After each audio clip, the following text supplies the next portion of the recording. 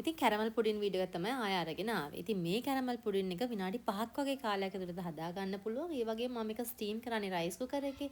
ඉතින් අද බීට් කරනව වෙනුවට මම මේක බ්ලෙන්ඩර් කරලා තමයි මේ කස්ටර්ඩ් මිශ්‍රණය හදාගන්නේ. ඉතින් විනාඩි 5ක්වත් යන්නේ නැහැ මේ කස්ටර්ඩ් මිශ්‍රණය හදාගන්න. මේක මාරම රහයි. ඉතින් ඔයා තාමත් කැරමල් පුඩින් හැදුවේ නැත්නම් ඔන්න අද මේ ක්‍රමයට හදලා බලන්න. ඉතින් මේ කැරමල් පුඩින් එක 8 දෙනෙකුට සර්ව් කිරීමේ හැකියාවක් තියෙනවා. ඉතින් බ්ලෙන්ඩර් ජාර් එකේ ලොකු ජාර් එක ගන්න. මේකේ කොටස් 3ක් තියෙනවානේ.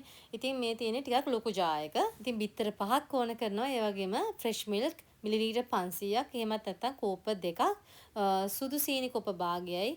වැනිලා තේ හැන්දකුයි ඒ වගේම ලුණු අවශ්‍ය නම් චුට්ටක් එකතු කරගන්න. මුලින්ම කැරමල් එක හදා ගන්න ඕනේ. ඉතින් සීනි කොප භාගයක් අරගන්න. මම දුඹුරු සීනි ගත්තේ. ඔයාලට කැමති නම් සුදු සීනි ගන්න. ඒකට වතුර තේ හැඳි දෙකක් එකතු කරලා හොඳට මේ සීනි මිශ්‍රණය ගෝල්ඩන් කලර් එකක් වෙනකන් මේ කැරමල් මිශ්‍රණය ඔයාලා හදා ගන්න ඕනේ. බේකින් ට්‍රේ එක වටේට හොඳින් අතුරලා මේක හොඳට නිමෙන නිසා පැත්තකින් තියාගන්න. ඉතින් දැන් කස්ටර්ඩ් මිශ්‍රණය හදාගමු. බ්ලෙන්ඩර් ජාර් එකට බිත්තර 5යි සීනි කෝප භාගය එකතු කරලා මේක හොඳට විනාඩියක් විතර බීට් කරගන්න පෙනෙනකම්.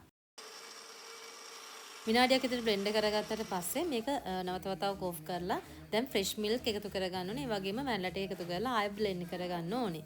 ඉතින් මෙතනදී මම කල් තියාගන්න පුළුවන් ෆ්‍රෙෂ් මිල්ක් තමයි එකතු කරගන්නේ. ඒ නිසා මම මේක රත් කරන්නේ නැතුව එකතු කරන්නේ. ඔයගොල්ලෝ නැවුම් එලකිරි යොදා ගන්නවා නම් හොඳට උණු කරලා නිමලා මේකට එකතු කරගන්න. නැවත වතාවක් විනාඩියක් විතර මේක හොඳට බ්ලෙන්ඩ් කරගන්න. ඔන්න ඉතින් දැන් බැටර් එක රෙඩි. මං කියන්නේ විනාඩි 5යි යන්නේ කියලා මේ වැඩේට. ඊට පස්සේ කැරමල් කරගත්තු භාජනයට එකතු කරගන්නවා මං හදාගත්තු මේ මිශ්‍රණය. ඉතින් මම අරගෙන තියෙන විශ්කම්බය අඟල් 8 බේකින් ට්‍රේ එක. ඒක හොඳට මැක් ෆොයිල් එකකින් හොඳට කවර් කරගන්න. මොකද ස්ටීම් වෙනකොට ජල වාෂ්පය ඇතුල් නොවන විදිහට හොඳට කවර් කරගන්න. ඉතින් දැන් රයිස් කුකර් එකේ ස්ටීම් කරගන්න හැටි පෙන්නන්න. ඉතින් වතුර ටික හොඳට රත් කරගන්න. ඊට පස්සේ ස්ටීම් කරන භාජනයට අර හදාගත්ත කැරමල් පුඩින් භාජනය එකතු කරලා පැය එකමාරක් හොඳට ඒක ස්ටීම් කරගන්න ඕනේ. ඉතින් රයිස් කුකර් විවිධ ප්‍රමාණවල වලට තියෙන. ඉතින් ඒ ගැන හොඳට සැලකිලිමත් වෙලා ගන්න බේකින් ට්‍රේ එක ගැන සැලකිලිමත් වෙන්න. ඉතින් මේක මම රැයක් තියලා තියෙනවා ෆ්‍රිජ් එකේ.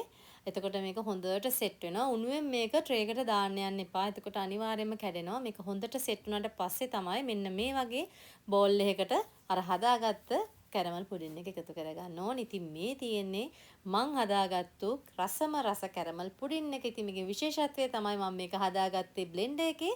ඒ වගේම තමයි ස්ටීම් කරේ රයිස් කුකර් එකේ. ඉතින් ඔයාලට පුළුවන් මෙන්න මේ විදිහට කැරමල් පුඩින් එකක් හදලා මාත් එක්ක රස ෂෙයා කරගන්න.